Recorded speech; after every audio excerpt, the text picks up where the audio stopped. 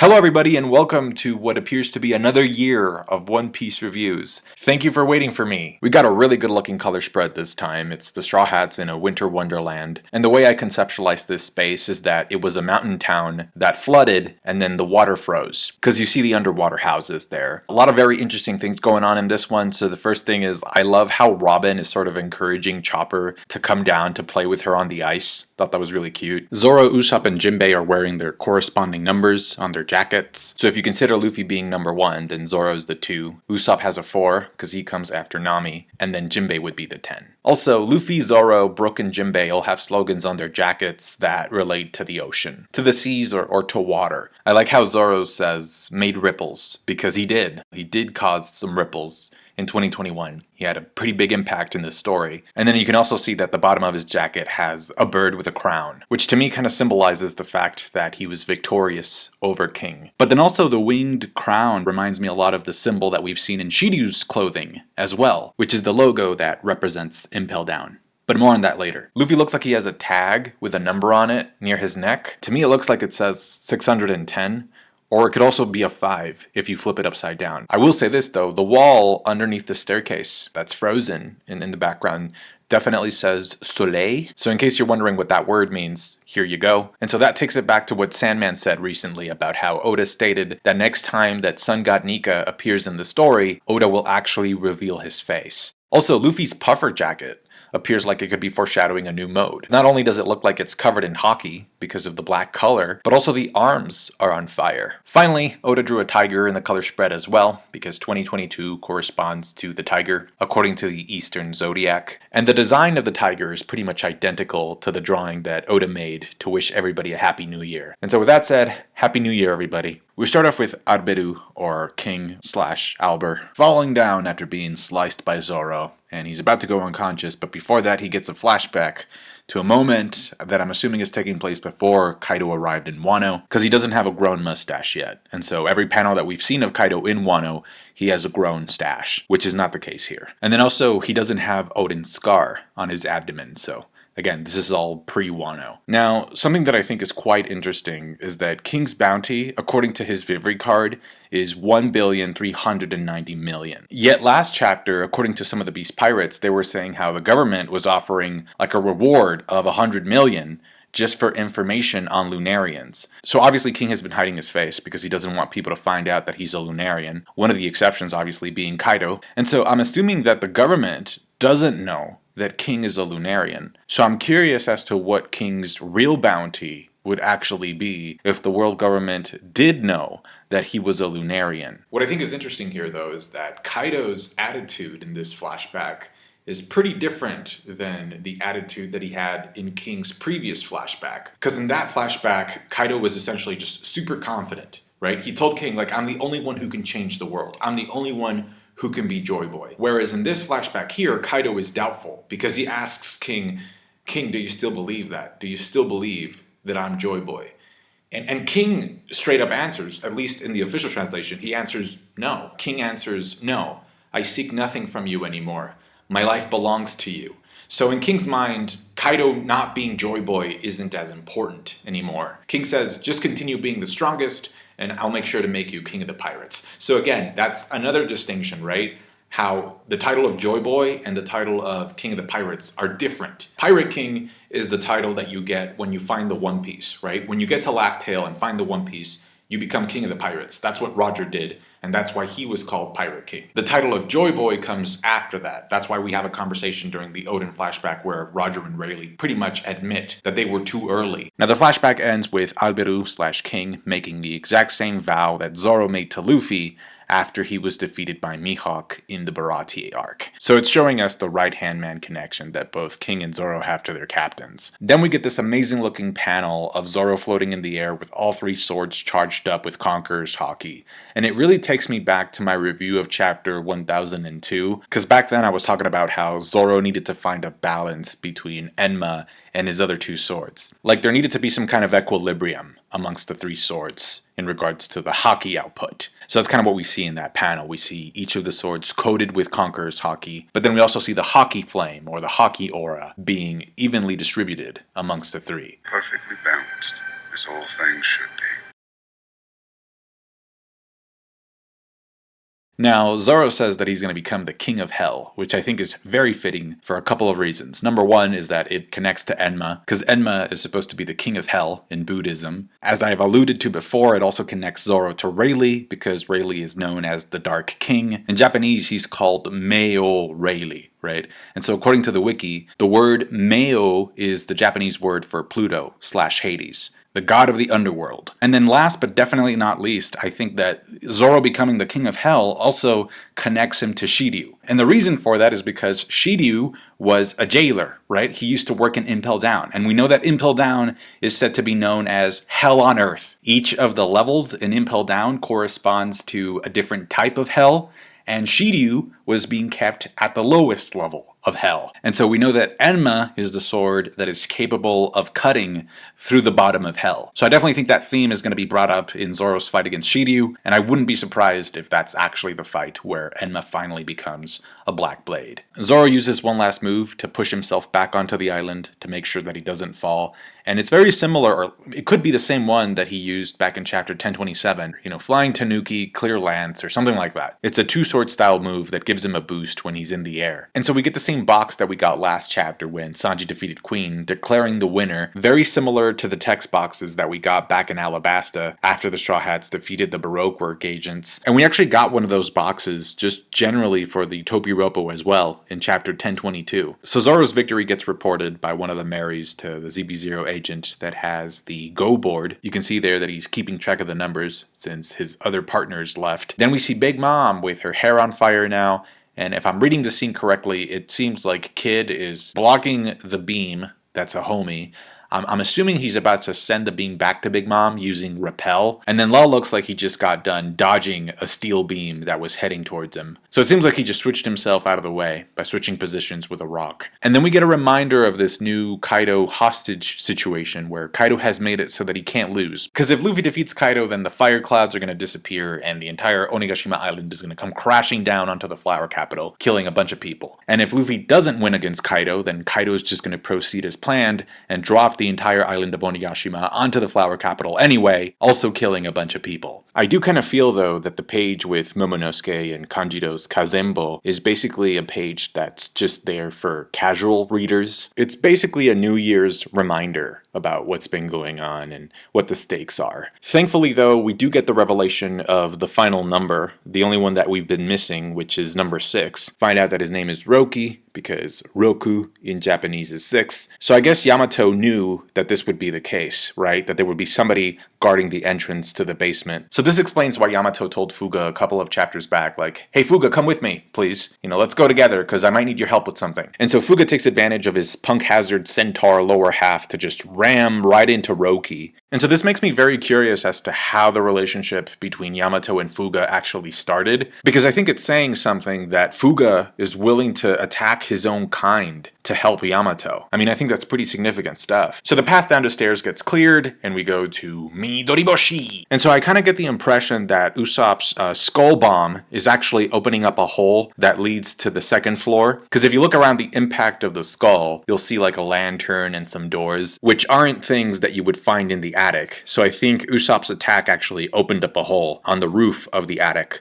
And so I think that's also why Izo is able to find them so quickly. There's a pretty cool joke in this scene where Kinemon and Kiku are essentially trying to convince Usopp to just leave them there and die. And then Usopp says, yeah, sure, I'll just leave you guys here and save myself. And he's like, wait a minute, no, I've come too far with this already. If I was planning on doing that, then why am I even here to begin with? And I like that because typically the way that Usopp behaves in arcs is that he makes up a big lie, he runs away, and then he comes back. So I feel like this is shortcutting that process because he's literally saying, I can't run away anymore. I've come too far with this. And then he has this speech about how he doesn't agree with the samurai code or the samurai way of life, which is where the chapter gets its title from. Bushido or the way of Bushido is the way of death. He says he doesn't get it because for him it's always been important to cling to life. And I think this is really important for a couple of reasons. Number one is I think Usopp is such a great foil for Orochi. Whereas Orochi is literally like a coward, Usopp is actually saying this as he's risking his life to help people. which makes him the opposite of a coward. And that's also interesting because it takes us back to Usopp's speech in Little Garden, where he says that his dream is essentially to one day die an honorable death, the death of a warrior. So I'm wondering if the resolution to Usopp's character arc is going to be that he loses the fear of death by the end game or something. Because I think Zoro says that, when he decided to become the greatest swordsman, he kind of discarded his life or something. So, Zoro is like, whatever. Luffy, we saw him and how he reacts when he's about to die. He's just like, this is as far as I go. So that's the difference, right? The difference between, like Zoro, Luffy, and somebody like Usopp, who's, sort of there to represent the everyman, the most human character of the crew. But then also the fact that Usopp is saying, like, no, you guys gotta live in this scene. To me, that's also showcasing Usopp's will, right? The fact that it's so strong that it's like, you gotta cling to life. He tells them, don't be satisfied just by pulling off your little raid. No.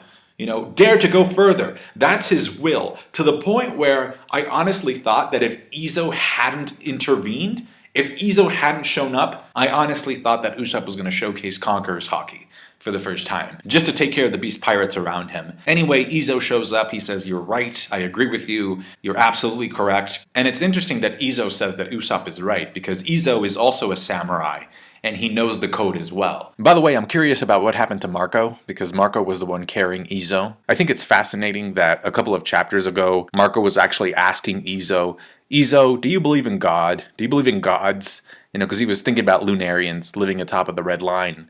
And Izo didn't answer, right? He just said, like, what's wrong with you? Get a grip.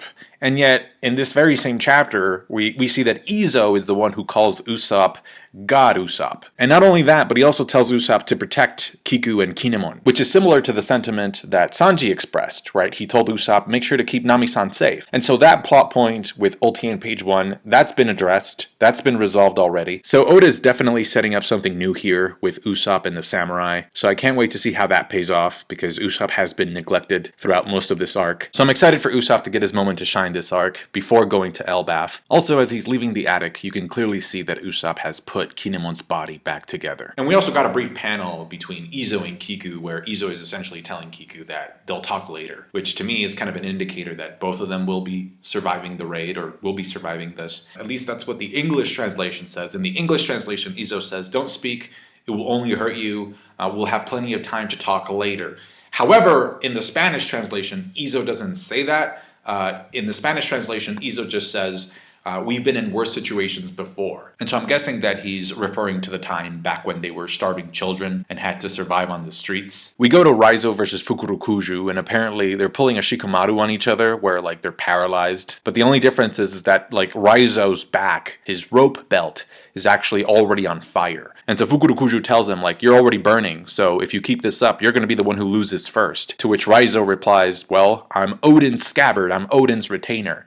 And if my master, Odin, could survive standing in a pot of boiling oil for as long as he did, I should be able to deal with the temperature of this fire. And I remember a couple of chapters back that Orochi was waiting on Fukurokuju to show up so that they could escape. So it turns out that he was paralyzed all this time. And speaking of Orochi, the scumbag is still relaxing in front of Komurasaki/Hiyori. I'm surprised that she hasn't done anything to him yet. I guess maybe she's really trying to get him to drop his guard completely. And so I'm assuming that the song that Orochi requests is the Moon Princess song. And so that'll be the song that leads to a definitive moment between the two. We get a shot of Salvador Dali, or number 1, Inbi, as well as Apu doing something that he's really good at, which is escaping. Apparently these ZB0 agents are a lot stronger than I thought. We see the tall, slender one using Shigan to take down Sanki, which is number 3. Again, I'm pretty sure that this guy has a double fruit power, because in a previous chapter he was making a mink levitate. And we also get a panel of a wide-eyed hybrid form Drake there, and I'm pretty sure that this is going to be set up for Oda revealing that Drake has awakening, for a couple reasons. Number 1 is that we have not seen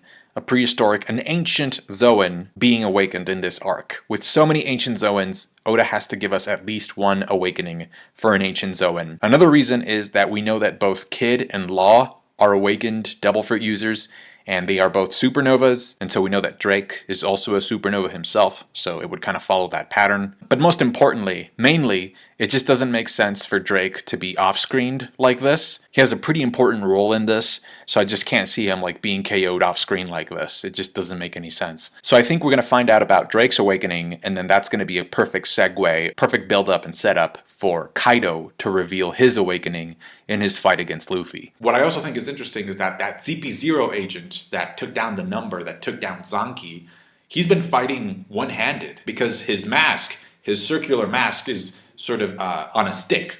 So he has to be holding that mask or that stick while he's fighting to cover up his face. So yeah, he defeated that number with one hand. Now the ZP0 agents get a call on the Denden Mushi, and at first I didn't know who it was. I thought initially it was Lucci, because the person asks, have you captured Nico Robin, right? So I thought I was Lucci, but no, I'm pretty sure that it's the other CP0 agent that has the go board, right? That we saw in this chapter as well. Because he tells them, like, we got to leave this castle. He also lets them know that the calamities have been taken down, and that if the new generation wins this fight, in addition to the other stuff that's going outside of Wano, which I think this is why we haven't gotten an end to Act 3. Because he basically says, like, if we add this victory, let's say that the new generation wins, if we add that news to what's already been going on outside of this, things are going to blow up out of control. I mean, it's just too much. So I think that's why we haven't gotten a break from Act 3 yet, because Oda wants to finish this Wano thing first before giving us the news about what happened to Vivi, what happened to Sabo, and all that worldwide stuff. We get a 4-split panel of Law and Kid's right-hand men, as well as the wings of the Pirate King on each side, who are currently resting. And what's interesting about Sanji is that his eyebrow has gone back to normal. So I'm guessing like his Vinsmoke eyebrow is only going to activate when he gets serious in future fights. Similar to like when Zoro puts on his bandana when he gets serious. Now what's interesting is that a couple of weeks ago we got the designs for the Straw Hats for Film Red, and we saw that Sanji's eyebrow had also gone back to normal in those sketches. So the eyebrow change in the movie goes along with what's actually canon. We go to the top of Onigashima with a Gomu Gomu no to see that Kaido has whacked Luffy away. Luffy springs back into action immediately, tries to hit Kaido with a Conqueror's Haki kick, but Kaido blocks it immediately with his Kanabo, and then hits Luffy over the head with it. On the next page though, we find out that the kick was actually a distraction, because if you notice, when he lands the kick, his right arm is actually stretched out behind him. So he's using the kick to sort of allow himself to charge up Gear 3rd, right? So after Kaido hits him over the head, his Gear 3rd Conqueror's Haki attack is ready, and so he counters Kaido's strike with a rock gun. Now, as we've established before, the name Rock, R-O-C, is the name of a mythological bird in Middle Eastern legend. The name takes us back to chapter 1000, which was also the first chapter of the year last year, where Luffy opens up his fight against Kaido by using Red Rock, which is sort of like the Gear 3rd version of Red Hawk. Now after Luffy's rock gun, Kaido and him fall to the floor simultaneously, and they're both like, you know, huffing, and they're both laughing, to the point where the chapter ends with both of them smiling at each other. Which takes us back to the beginning of the chapter where Kaido is talking about Joy Boy. So again, there's a very clear shift in Kaido's attitude in the flashback that we get in this chapter and the flashback that we got in the previous chapter.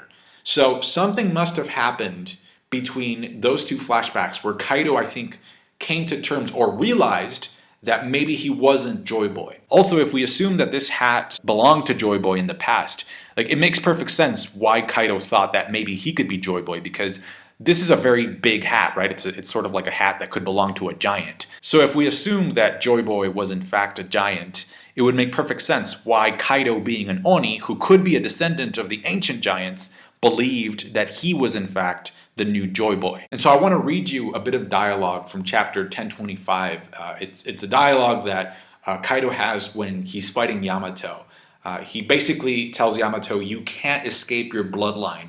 Sort of like, I think it kind of shows that Kaido believes that the Oni race is superior to humans. But I'm going to read you what he says. He says, friendship is a sham. It's all for show. Deep down, they fear you. You must rule others with strength. You are the child of ogres. You are not meant to be friends with humans. Which is interesting because the way that this chapter ends is with Kaido and Luffy smiling at each other. And they look very friendly in that last page, that they're having fun. So we know that Kaido was betrayed in the past. We obviously don't know the specifics of the betrayal, but I'm willing to bet that he was betrayed by humans. And in fact, when you look at his crew, it makes so much sense that, that's why he doesn't have humans as his top commanders, right? So like if you look at King is a Lunarian, right? So his race is special. Queen is a cyborg. I mean, he's more machine than human. And then Jack is a fishman. So yeah, just Kaido doesn't trust humans, because he's hurt. He's been hurt in the past. And I think it's pretty obvious that Luffy is going to be the one to prove him wrong, because Luffy himself is a human, and they're both smiling at each other by the end of this chapter. So it's very vividly showcased that this fight is going to change Kaido's mind. I actually thought that this was a good chapter to start the year on, not only because it kind of, echoes chapter 1000 with, the rock attack that we got at the beginning of last year, but also because if we look at the definition of joy, right? Speaking of Joy Boy, if we look at the definition of joy, it's different than the definition of happiness. If something good happens to you, you feel happy, right? So it's external, right? It's kind of like something external is good, I feel happy. But joy is different. Joy is internal.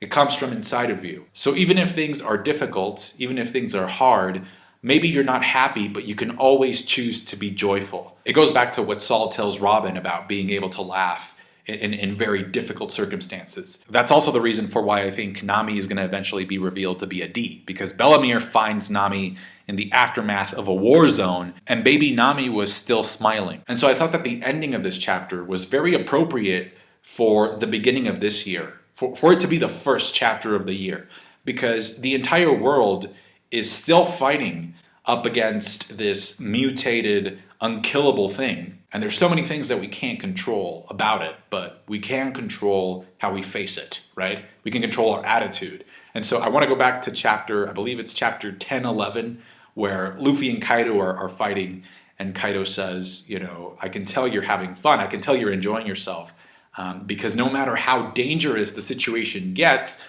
your smile gets bigger, or you don't stop smiling, even if the situation is dangerous.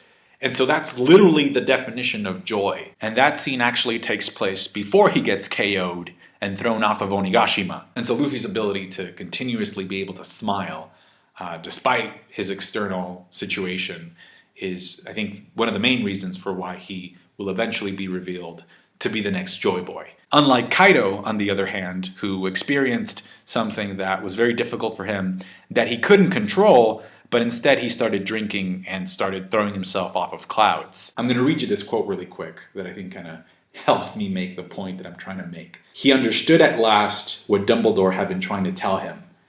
It was the difference between being dragged into the arena to face a battle to the death and walking into the arena with your head held high. Some people, perhaps, would say that there was very little to choose from between the two options. But Dumbledore knew, and so do I, thought Harry, and so did my parents, that there was all the difference in the world. That's going to do it for me today, guys. Thank you so much for watching. Thank you for all of your support. Take care of yourselves, stay as safe as you can, and I'll catch you guys later. Bye.